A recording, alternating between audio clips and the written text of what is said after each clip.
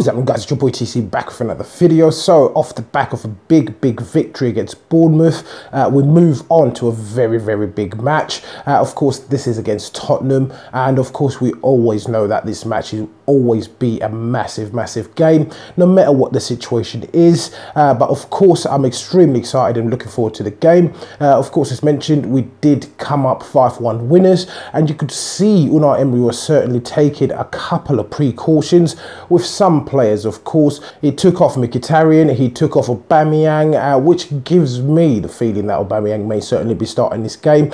It is an extremely important game, so we do need our best players on the pitch.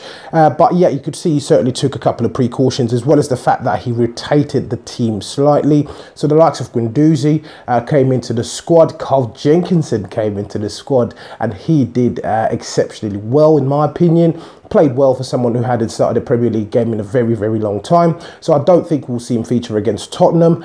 But my main concern really here is who's going to be playing at right back. I'm not too sure what the situation is with Lichtsteiner at the time of recording this video, but chances are that he will be coming back into the team to play at right back. Will he be able to do a job against Tottenham? It's yet to be seen, but so far this season he has been questionable on occasion, but he has done all right for a 34-year-old player who's coming on a free, but he has definitely performed to a decent standard, I should say. Will Unai Emery also go for the back three or a back four? Again, that's yet to be seen. The manager has been leaving us guessing constantly in regards to the formation that he will be playing on each game, so you never know which way the boss is going to go. But of course, I'd like to see Kolasinac in the squad as well as Monreal to give us that certain reassurance. If we can play that back three, then I'll certainly be happy, with Koscielny included, of course. If we can include Monreal in the squad, chances are that we may see Mustafi played at right back. Again, I'm not too sure what the situation is with Mustafi. Maybe he was just rested in the game against Bournemouth. My apologies for the lack of information in regards to injury news with the team, but chances are that we may see him starting at right back as well. In the middle of the park, there were questions raised in regards to the absence of Xhaka against Bournemouth. Was he rested? Was he ill? No one really knows in regards to him, why he missed that particular game, but I'd like to see him and Torreira continue their partnership. Will Torreira be fit enough? Of course, he has played a number of games, played at the weekend, played on Wednesday night, and will he be ready to play on Saturday night? Again, yet to be seen, but I'd love to see him in the team. And up top, Mesut Ozil, does he return to the squad? That's a question that needs to be answered. Of course, against Bournemouth, performed exceptionally well again, got on the score sheet, got an assist, and basically he was not back to his best, but he produced a decent enough performance. He was running back, helping out in defence, etc. So that was good to see. But in a high pressure game such as this game that we're going into, will he be the player that Unai Emery opts for, or he will opt for Aaron Ramsey? I don't know.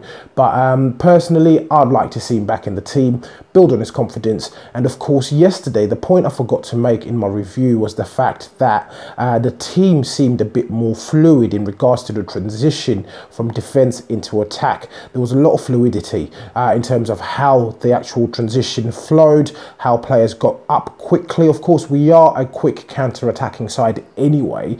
We possess a lot of pace, but yesterday it seemed slightly a little bit more fluid. Was that to do with Mesut Ozil? I don't know, but I do believe that it was a key factor in that particular difference that we saw yesterday.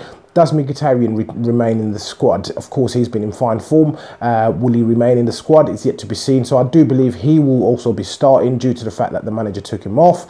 Aubameyang, does he come back into the team? He has been playing second fiddle to Lacazette recently. So that's another question that needs to be answered. Of course, does Lacazette retain his position as the main striker? It is a good problem to have, of course, when you've got a number of informed players. Let's not forget Iwobi as well. He's been performing absolutely well so far in the last few weeks or so. So it's a good problem to have as a manager.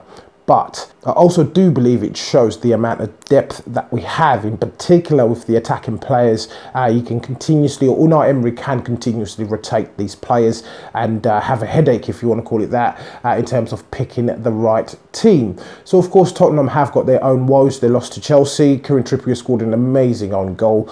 brilliant own goal that was. The manager is currently under sanction by the FA. Hopefully he can get his 3-game ban. If he is going to get banned, of course, for the incident with Mike Dean before the game against us, of course, at Wembley. So that will be a fantastic result for us. It will mean that we'll go into that game with a slight advantage.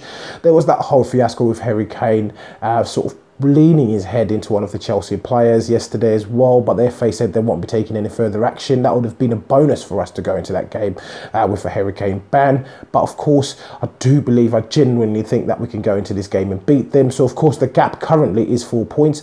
If we can win, if we do win at Tottenham, that will leave the gap at 1 point, and that will draw Tottenham back into the battle for the top 4 spot, which will also include Chelsea and Man United, and of course ourselves. We're sitting in 4th, Tottenham are in 3rd, but it's going to be an extremely important, crucial game. After this game, we need to navigate past Man United, and that's one of the only difficult games we have left. The remaining 8 fixtures after that, after the Man United game, essentially they are games that I would consider that we would win on paper, but of course this is football, anything can happen. But as usual, please do let me know what you think in the comments below. If you're watching this video and you're not subscribed to the channel, please do make sure that you do hit that subscribe button. So once again guys, it's your boy TC from I'm Gonna Talk TV, and I'm out.